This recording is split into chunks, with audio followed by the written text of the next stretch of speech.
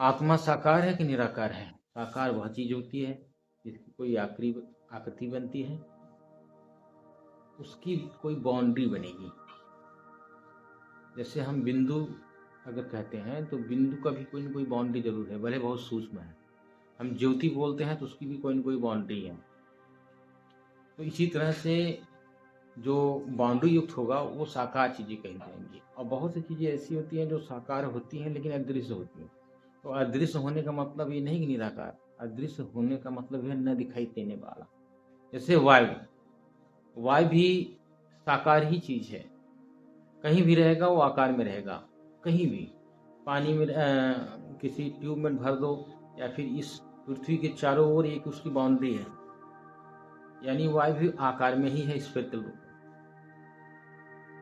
तो जिसकी कोई बाउंड्री बने उसे साकार कहते हैं। अब दूसरा कंसेप्ट ये क्लियर करना है कि निराकार किसे कहते हैं। बाउंड्री रहित जो चीज होगा उसे हम निराकार कहेंगे। और बाउंड्री रहित क्या होती है? बाउंड्री रहित सिर्फ एक ही चीज है, वो सर्वव्यापी है, उसका कोई आकार नहीं है, वो है पावर, शक्ति।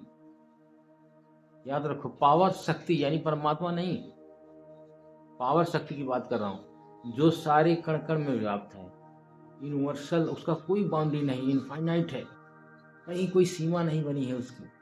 तो वो चीज निराकार है। अब आ गई बात तीसरा पॉइंट पर हम आते हैं, आत्मा। आत्मा यानी जो इस शरीर में विद्यमान है, कुत्ते बिल्ली और समस्त जीवों में जो विद्यमान है, मैं उसकी बात कर रहा हूं। आत्मा की बाउंड्री बनेगी, क्योंकि ये किसी भी चीज में जब कोई चीज आता है तो उसकी भी बाउंड्री बनेगी। किसी स्थान पर रहेगा तो उसकी भी बाउंड्री बनेगी, क्योंकि स्थान की भी बाउंड्री है तो उस पर जो चीज रहेगा उसमें रहेगा, उसकी भी बाउंड्री अवश्य बनेगी। तो ये जो आत्मा इस शरीर में प्रवेश की हुई है, हम इस आत्मा में शरीर में उपस्थित हैं, तो शरीर की बाउंड्री है तो इसकी भी बाउंड्री बनेगी, कि बिना बाउंड्री का थोड़ी रहेगा।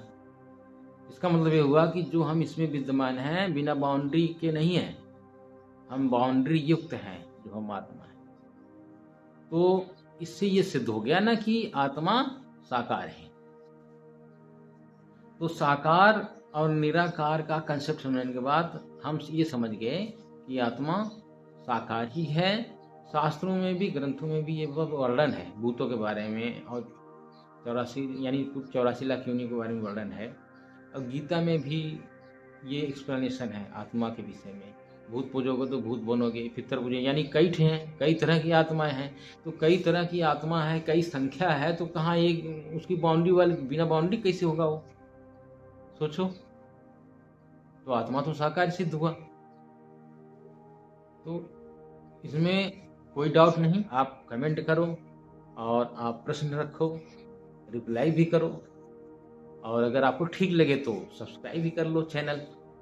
हम इसी मुद्दे पर बात करते रहेंगे और आपको एक्सप्लेनेशन करने की कोशिश करेंगे। ये साइंटिफिक एक्सप्लेनेशन का चैनल ही है। हमें एक्सप्लेन करना है, तथ्यों को रखना है, आपको संशय रहित रखना है, तर्कशील बनाना है, यानी बी माइंड।